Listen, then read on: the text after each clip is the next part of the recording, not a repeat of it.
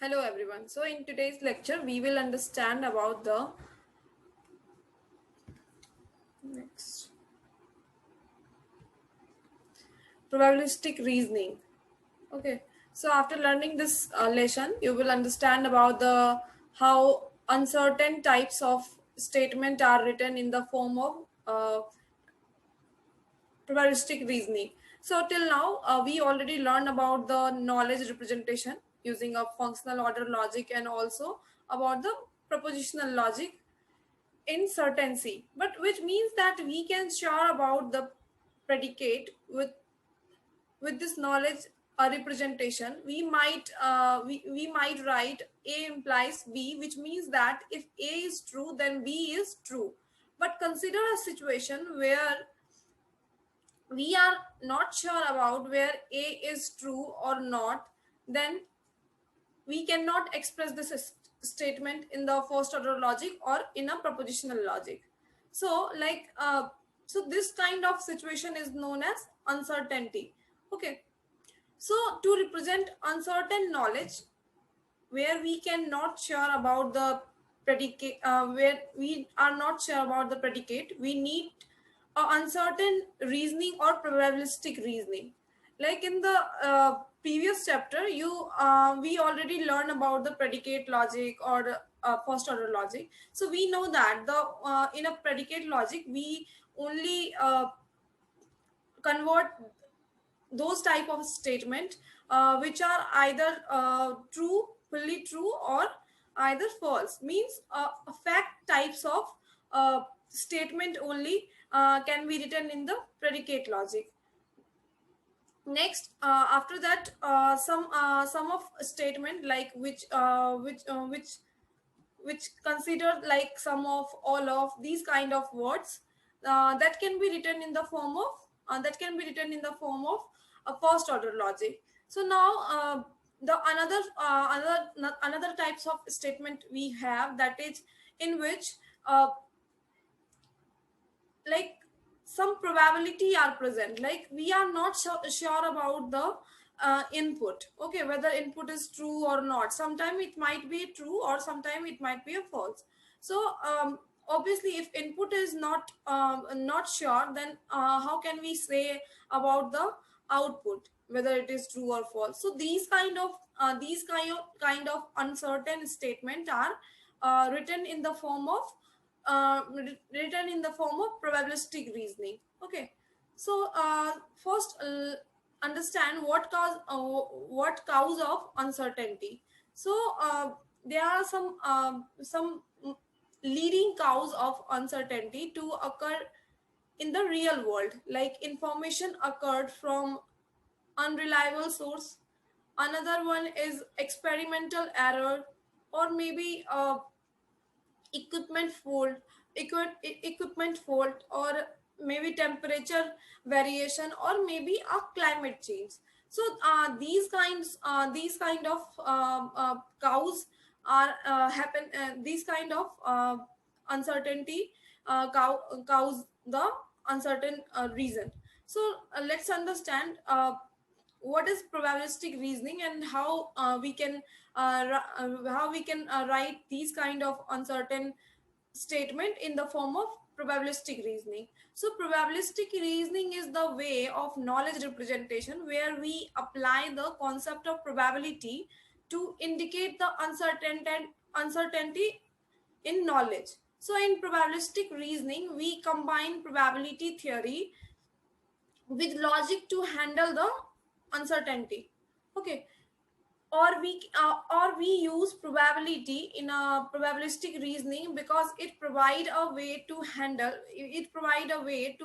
the uncertainty that is a result of uh, some laziness and ignorance. Okay. So in the real world there are lots of scenarios where the certainty of something is not confirmed, such as it will rain today. uh, behavior of someone is behavior of someone for some situations, a match between two team or two players. These are problem sentence for which we can assume that it will happen but not sure about it. So here we use probabilistic reasoning for that. Okay, so need of probabilistic reasoning in AI is when there are unpredictable outcomes. So when specifications of probability of predicates become too large to handle. So when an unknown error occurred during an experiment. So probabilistic reasoning, there are two types to solve these kinds of problem with the uncertain knowledge. So first rule is a Bayes rule, and the second types of rule is Bayesian statistics. So in a probabilistic reasoning, you as a probabilistic reasoning uses probability and related terms. So before understanding probabilistic reasoning, let's understand some common terms. First term is what is probability. So probability can be defined as the chance that an uncertain event will occur, and it is the numerical measure of a likelihood that an event will occur.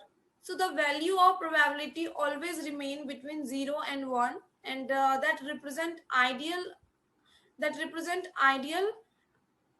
uncertainty. Like for example, for event A, definitely if A is an event, then the probability of A is always lie between 0 and 1. Means maybe sometime if A is fully true, then obviously the result will be 1, and A is fully false, then result will be 0. Otherwise, in all other case, the probability is lie between 0 to 1. So we can find the probability of an uncertain event by using some formula, like probability of occurrence equal to number of desired outcomes divided by total number of outcomes. And probability of not A equal to, whenever we want to write a probability of not happening event, then we write these kind of sentence in the form of P of not A.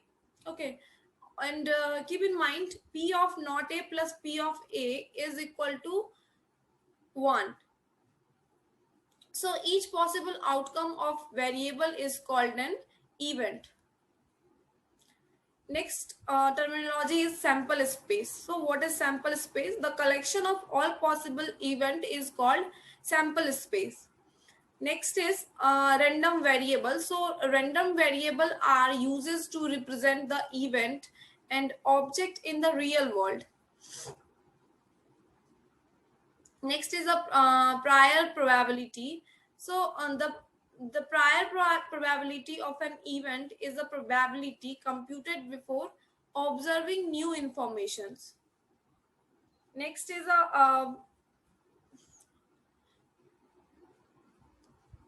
conditional probability. So conditional probability is a probability of occurring an event when another event has already happened. So let's suppose we have to calculate an event A when event B has already occurred. The probability of A under the condition of B, it can be written as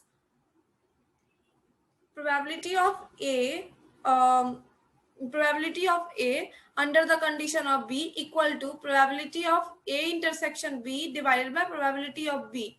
So here you can say that A intersection B, or you can also say that joint probability of A and B. Okay, joint probability of A and B.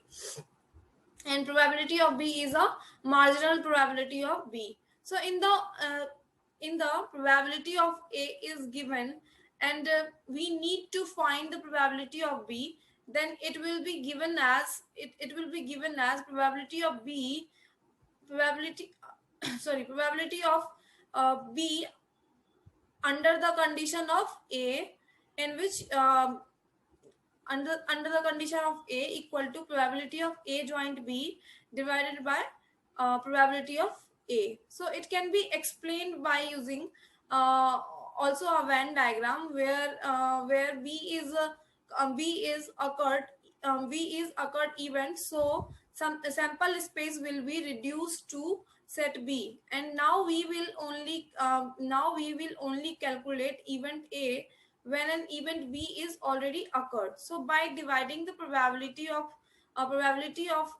A join B divided probability of A join B by probability of B, you will get the answer of probability of occurrence of A. So for example, let's take example in the class. There are 70% of students who like English, and the 40% of students who like English and mathematics. Then what is the percentage of students who like English also like mathematics? So for this, first of all, see what are the data are given. So A is an event that student like mathematics, and B is the event that the student like English. So for finding the data of student, those who like English also like mathematics.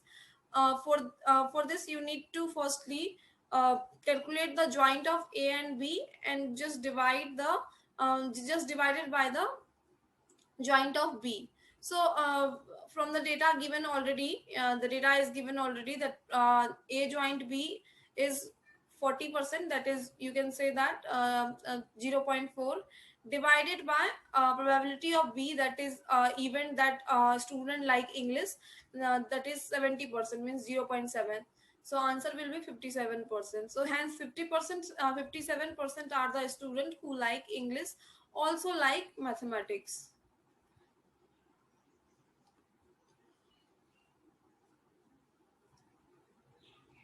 So guys, now this is an example of conditional probability. Okay. So in which probability of occurring an event when another event has already happened. Okay.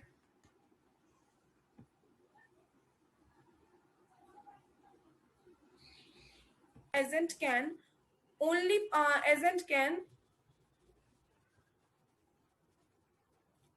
perceive the closed environment, which is an adjacent room. Okay. So what is deterministic? It is deterministic as the result and outcome of the world is already known. Okay. What is sequential? The order is important, so it is sequential. Next is static. So it is static as Wumpus and pits are not moving. Okay. It is static as Wumpus and pits are not moving. Okay. Discrete. The environment is discrete. Next one isn't. The environment is single. The environment is a single agent. As we have one agent, only the Wumpus is not considered as an agent.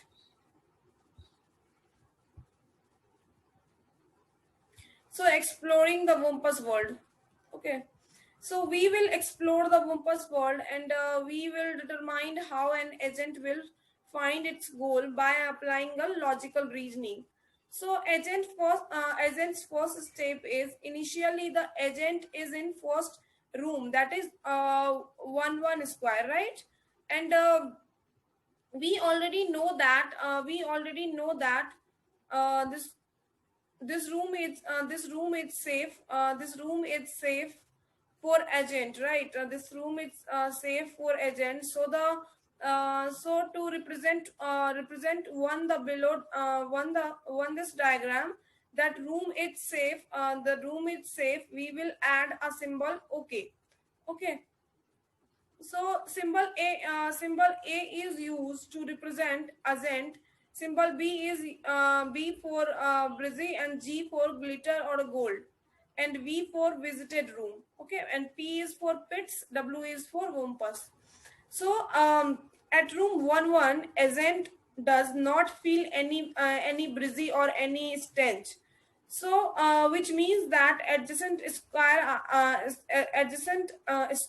are also okay. Okay, so there are two adjacent, we cannot take a diagonal here. Okay, we cannot take diagonal here.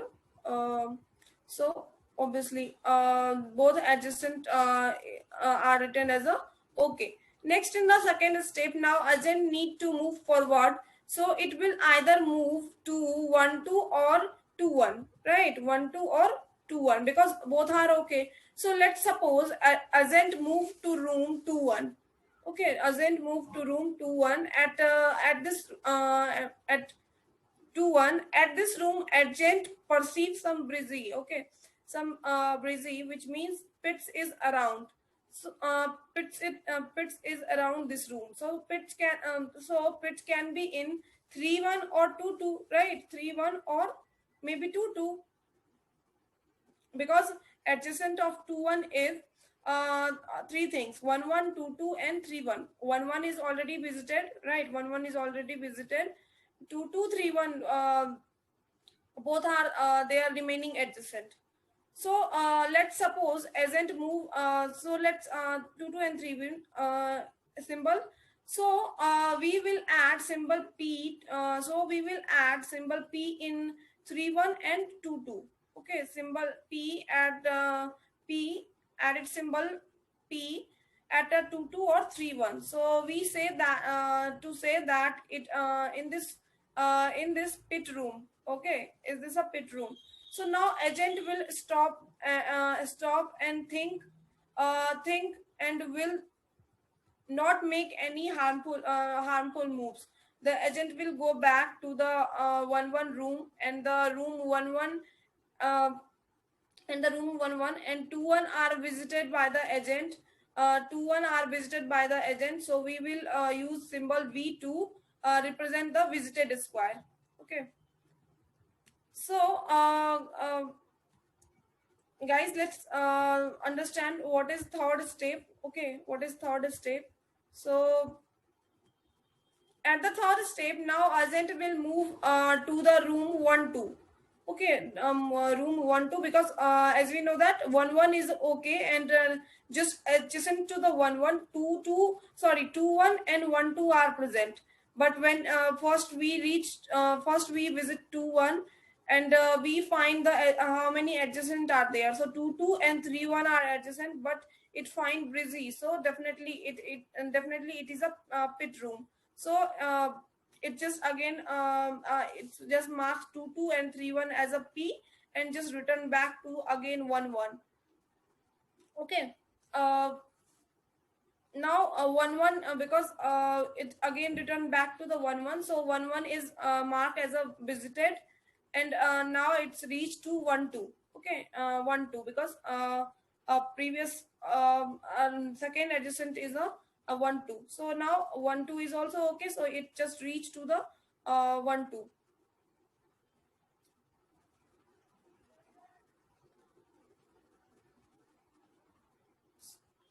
So now agent will move through the room 1-2, which is okay. So in this room, 1-2 agent perceive a strange, which means that there must be a wombs nearby. But wombs cannot be in the room 1-1 as by the rule of game, and also not in 2-2. Okay, also not in 2-2, because agent has not uh, uh, detected any stench where it has at 2-1. Okay, so therefore agent infer that Wumpus is in the room 1-3, and it is a current state. Okay, so there is a no bridge, which means in 2-2 there, which means in 2-2 there is a no pit. Okay, there is a no pit, and no wounds. So so it is safe. Okay, so it is safe, and we will make it okay, and the agent move further in 2 2. Okay.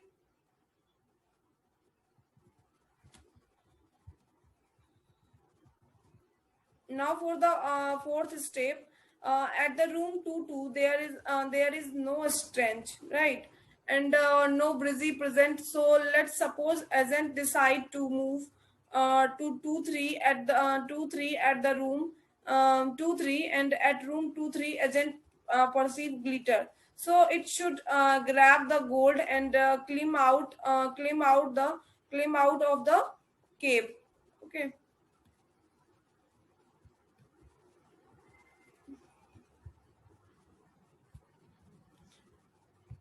So, guys, next topic is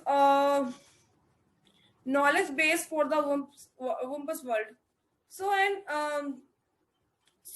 as in the previous topic, we have learned about the Wumpus world and how knowledge base agent involve the world. Now, in this topic, we will create a knowledge base for the Wumpus world, and we will derive some proofs for the Wumpus world using a propositional logic. Okay, using a propositional logic. So, a agent starts visit for first square, that is 1 1, and we already know that this room is safe for an agent. But to build a knowledge base for Wumpus world, we will use some rule and atomic properties. So we need a symbol, that is I comma j, for each location in the Wumpus world, and where I is for the location of row and j for location for column location. Okay.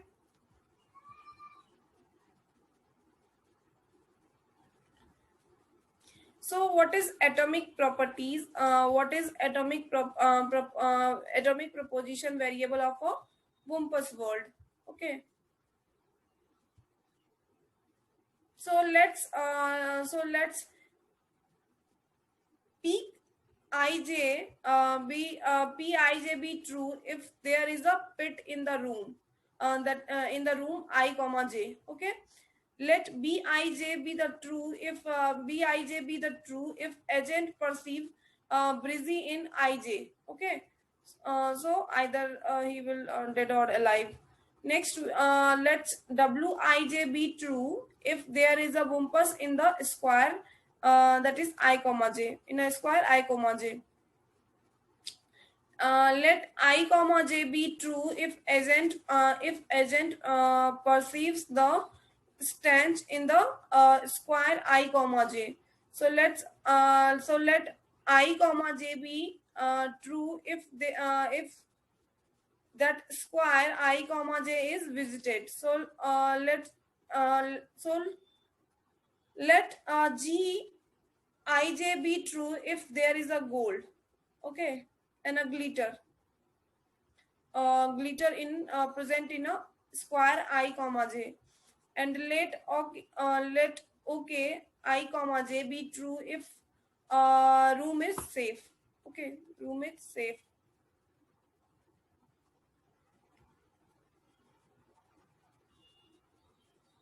So some propositional rule for the Wumpus world is R1 R1, that is not S11, implies to not W11,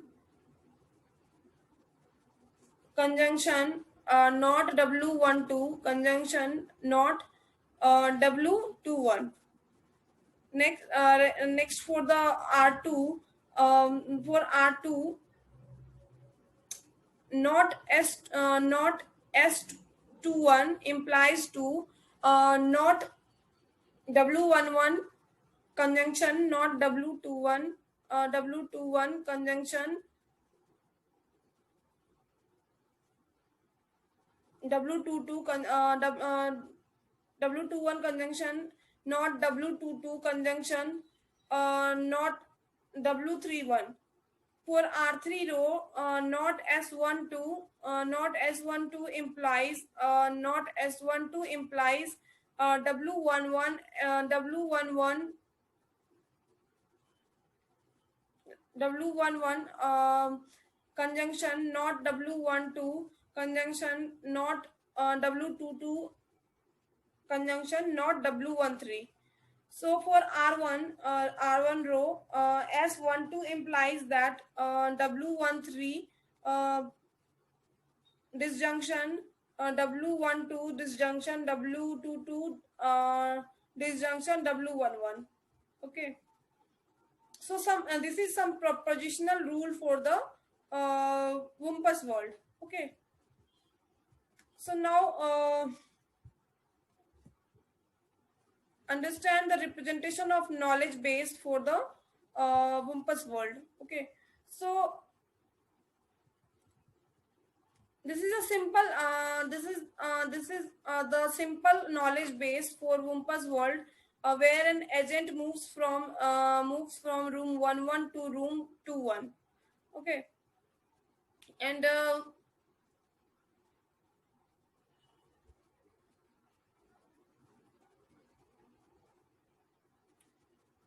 guys, in this diagram you can see that three row and one, two, three, four, five, six, seven column are made, right? Three rows and seven column are made. So here is the first row, and we have mentioned propositional variable for the 1 1. So which is showing that room doesn't have Wumpus, that is not W11. Okay. So obviously no stance, that is no stance, no stench means not S11. No pits means not P11. No breezy, that is not B11. No gold, that is not G11. Visited the V11, and the room is safe. Then the room is safe. So for that, OK11. Okay. So in the second row, we have mentioned propositional variable for the room 1 2. Okay, so which is showing that there is a no womps, there is a no wumpus stench, and breezy are unknown as an agent not visited room 1 2. No pits not visited yet, and not visited yet, and the room is safe. So in the third row, we have mentioned propositional variable of room 2 1, and which is showing that there is a no wumpus, that is it written that not W21. No stands, that is not S21. No pits, that is not P21. Perceives breezy, so that's why it written as a B21. Okay. No glitter, that's why it written as a not G21. Visited V21. Okay. And room is safe, so okay 21.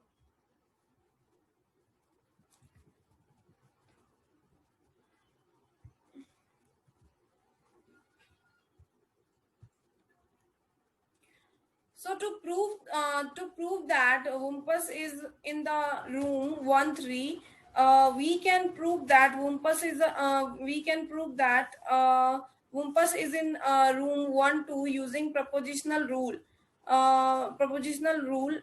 Which we have derived for the Wumpus world, and using inference rule. So apply modus ponens with the modus ponens with not S11 uh, and R1. So we will firstly apply modus ponens rule with R1, which is not S11 implies to, which is not S11 implies to not W11, uh, and not W12, and not W21, and not S11 will not S11, which will give out which give out the output not W1, not W, which give the output not W11, and not W12 and W12. Okay. So guys, see, after applying the modus ponens rule, that is on the not S11 implies to not W11 and not W12 and not W21, then we will get the output not W11 and not W12 and not W21. Okay. Next we apply and apply and elimination rule. Okay, apply and elimination rule. So after applying a elimination rule to not W11 and not W12 and not W21, we will get three statements. Okay, first statement is not W11, second statement is not W12, and third statement is not W21. So after applying modus ponens to not S, after apply modus ponens to not S21 and R2. Okay. So now we will apply modus ponens to not S21. Okay. Before that we apply on a S11. Now we will apply not S21 in no one not one S21 and R2. So now we will apply modus ponens to not S21 and R2, which is actually a not S21 implies not W21 and not W22 and not W31, which will gives an output as not W21 and not W22 and not W31. Okay, so this will be the output when we apply a modus ponens to not S21 and R2. Then again apply the elimination rule. Again apply the elimination rule. Okay. So now again apply and elimination rule to not W21 and not W22 and not W31. So we will get three statement, that is not W21, not W22 and not W31. Again apply modus ponens to S12 and R1. Okay. So apply modus ponens to S12 and R4, which is S12 implies W13 or W12 or W22 or W11. So we will get the output as W13 and W13 or W12 or W22 or W11. Okay, means this junction with the W13, W12 and W22 and W11. Here just check that here S12 when we apply S12 and R4, then here not are not written before the S12. So just check that. So that's why in the right hand side or means disjunction are used as a operator. So applying modus ponens to S12 and R4, we will get the result W13 or W12 or W22 or W13. Okay. So next is apply unit resolution. Next is apply unit resolution on W13 or W12 or W22 or W11 and not W11. Okay. So after applying unit resolution formula on this and not W11, we will get W13 or W12 or W22. Okay.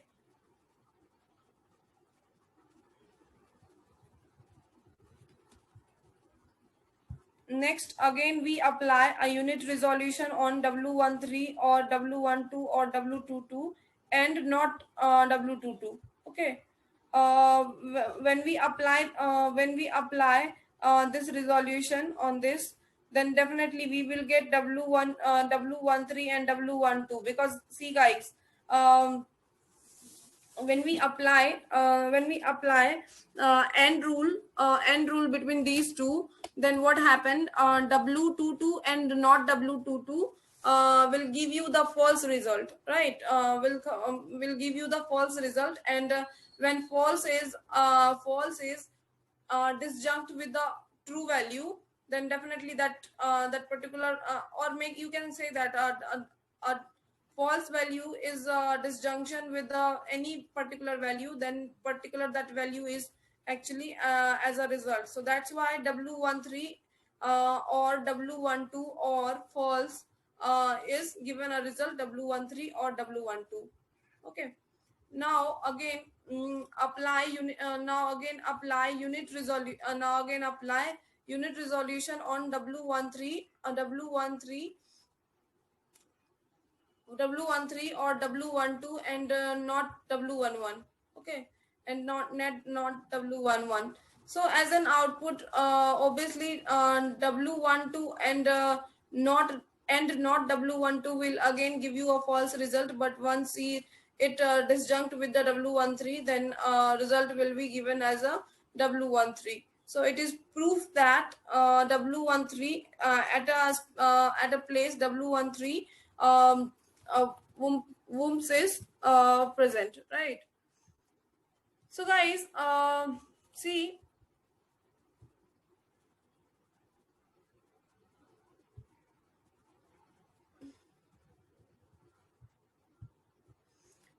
guys, today we learn about the Wumpus world, right? So what is Wumpus world? As you know that it is mainly inspired by some video game. So definitely some graphical representation are also made for this. So that's why this made as a, so guys, see this in which 1 1 3 position Wumpus is present, and 2 3 position gold is present. Now at a 3 position pit is present. Okay. So pit is definitely whenever wherever the pit is present, adjacent room are written as a breezy. Okay. So guys, what happened, in which we assume that the square 1 1 it is safe. Okay. Because agent is reside at the first time agent is reside here, and it is safe. Okay. It assume that it is a safe. So now agent can move in a two direction, right? Either in so first of all, either in the right direction or at the top. So but in this example we are taking that it is actually facing in the facing at the uh, right side, right? So definitely it will first move to one direction, right? It will first move to one direction. Okay. So it have a two option, right? It have a two option. Either he can either agent can go at a 2 1 direction or 1 2 direction. So definitely at first it goes to the 2 1 direction. At first it goes to the, so let's understand. See, at first it goes to the 2 1 direction, because see, at 1 1 position it doesn't it have only two adjacent, that is 1 2 and 2 1. So right now it found that the 1 2 and 2 1 both are okay. So that's why it's written as a okay. Okay. And now it's moved to the first 2 1 direction. and when it reached to the 2 1 direction, it found that some breezy. So now point is, because it might be 2 2 and 3 1, um, either maybe both, and maybe any one of them contain a pit, right? So see guys, in the diagram, actually 3 1 at a pit. Okay, so that's why he doesn't know whether 3 1 contain the pit or 2 2 contain the pit. So it just mark as both has a pit. Okay, so maybe here maybe a pit, or here maybe a pit. Okay, so now it's again come back at the position 1 1, and mark 1 1 as a visited, and now it again reached to the 1 2. So once it reached to the 1 2, it checked that it find that some stench. So stench means definitely it's near some worms is present. So as 2 1 already visit 2 2, and it mark as a pit here.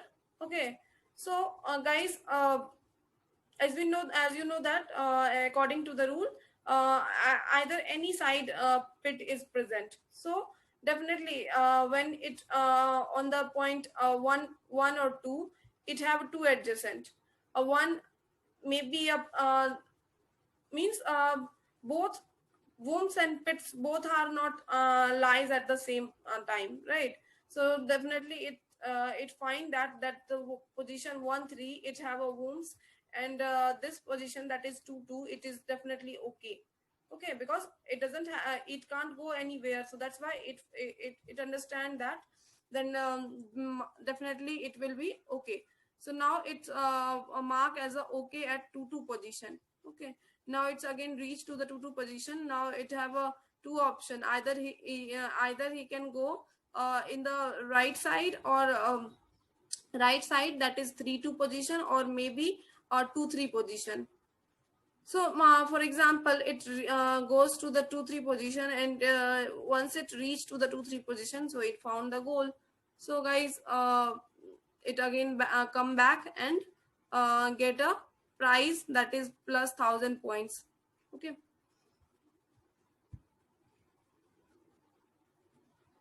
so guys, see, Wumpus World is actually mainly a game based solution, right? So before that, when we create a Wumpus World production rule or a knowledge base, before that uh, video game is actually launched. So on the basis of that, this knowledge base and all the things are made according to them. Okay,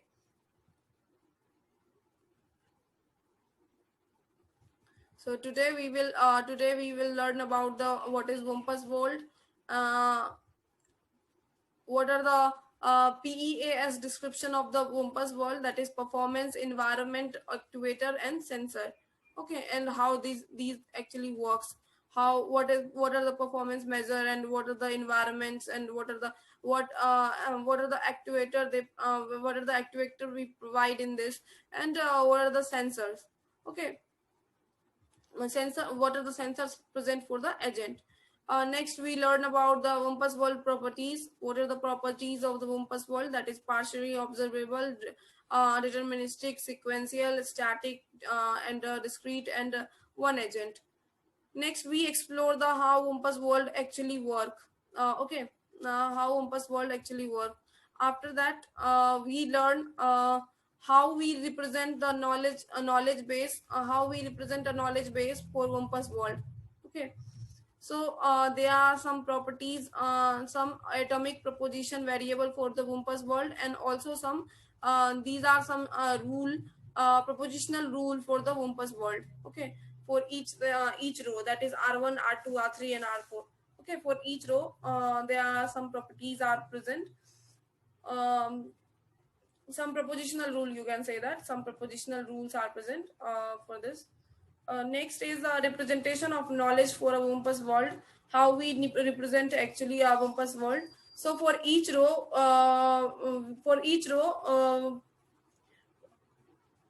we found each and every variable value. Okay, for each row. For example, for row 1, um, whether it is wombs are present at that position, whether it is stretch are present at that position, whether any pets are present, whether any breezy are present, whether any glitter are present, whether it is okay, whether it is visited. So obviously glitter, breezy, pets, and stretch and wumpus, these all are not present at the position 1 1. So that's why it's before that negation operator are written, and in a visited v11 and ok11 is written, because this position is okay and it is visited.